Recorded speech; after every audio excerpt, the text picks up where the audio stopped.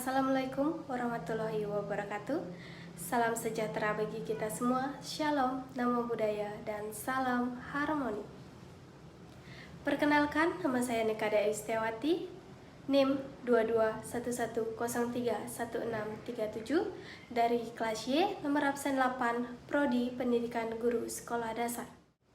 Pada video kali ini, saya akan membuat tugas UTS mata kuliah wawasan kependidikan tentang kesimpulan dari setiap artikel yang telah saya analisis sebelumnya.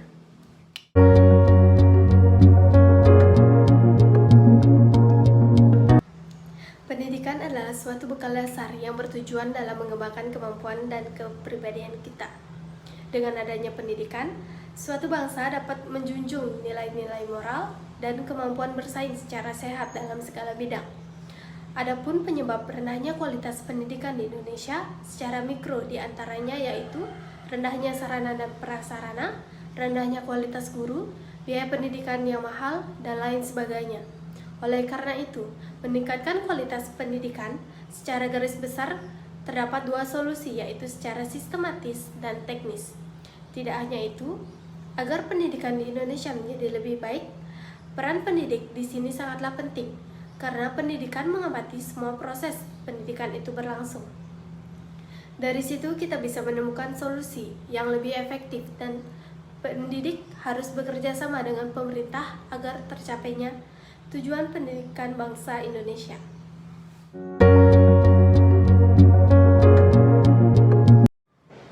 Teori pendidikan klasik lebih menekankan peranan isi pendidikan daripada prosesnya. Proses pendidikan klasik lebih menggunakan pemikiran-pemikiran terdahulu sebagai patokan. Adapun beberapa teori melalui aliran-aliran pendidikan klasik, yaitu yang pertama, teori pendidikan empirisme, yang ditokohi oleh John Locke. Teori yang terkenal adalah tabula rasa atau meja lilit, yang menyebutkan bahwa anak yang lahir ke dunia seperti kertas putih yang bersih.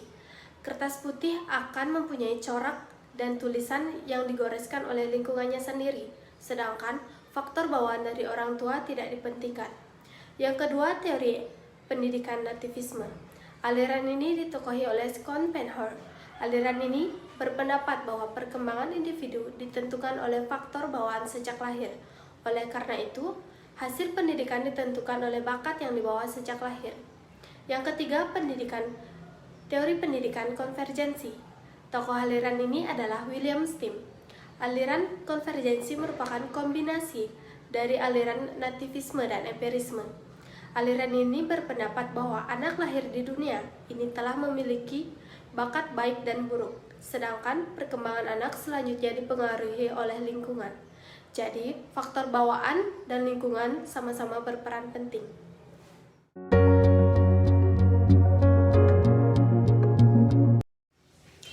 Urgensi pendidikan karakter bagi setiap individu merupakan hal yang mutlak dilakukan sebagai upaya pembangunan generasi muda yang kontributif bagi kemajuan bangsa. Upaya pendidikan karakter tentu tidak dapat melepaskan diri dari aspek-aspek psikis yang terdapat pada individu, yang kemungkinan berpengaruh dalam proses pencapaian keberhasilan pembangunan karakter itu sendiri. Salah satu aspek psikis individu adalah aspek moral.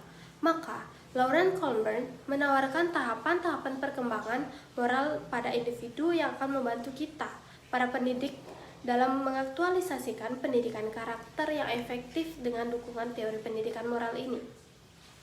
Mengimplementasikan aspek moral knowing, moral feeling, dan moral behavior sebagai esensi dari pendidikan karakter akan lebih mudah bila pendidik benar-benar memahami di posisi dan di tahap perkembangan mana peserta didik tersebut sedang berlangsung.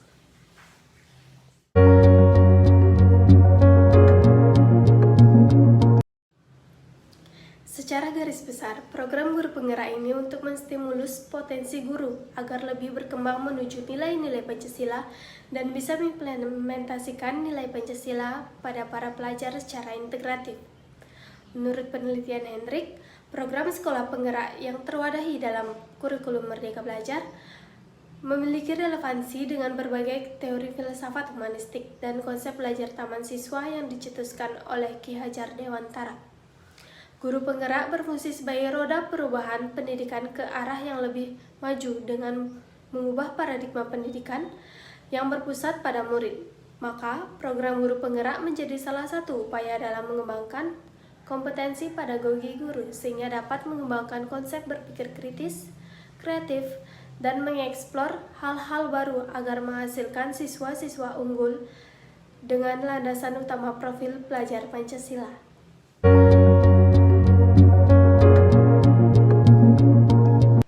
Sistem Among yang digagas oleh Ki Hajar Dewantara kemudian diimplementasikan pada perguruan taman siswa merupakan wujud nyata perjuangan seorang Ki Hajar Dewantara dalam upaya mewujudkan Indonesia yang merdeka melalui jalur pendidikan. Oleh karenanya, pendidikan memiliki tujuan utama dalam pembentukan watak dan kepribadian bangsa, di mana dalam sistem Among, guru berperan sebagai pembimbing serta fasilitator bagi anak. Hal ini dijelaskan pada makna sistem Among berlandaskan Tutwuri Handayani, yang mengajarkan guru untuk dapat mendukung dan mendorong anak dalam menemukan bakatnya. Ki Hajar Dewantara menawarkan konsep pendidikan dengan sistem Among yang menyokong kodrat alamiah anak bukan dengan perintah dan paksaan, namun dengan tuntunan agar berkembang lahir dan batinnya secara subur dan selamat. Semua itu dapat terwujud jika anak mendapat kebebasan secara lahir dan batin untuk mengenali kodrat alamiah dan kemerdekaan dengan cipta, karya, dan karsa. Melalui sistem Among, didukung melalui dua prinsip, yakni menghargai kodrat hidup dan dasar kemerdekaan. Sekian pemaparan dari saya pamit undur diri karena kalau maju sayanya yang gengsi dan dianya yang cuek. Cuci tangan sampai bersih, cukup sekian dan terima kasih. Om Santi.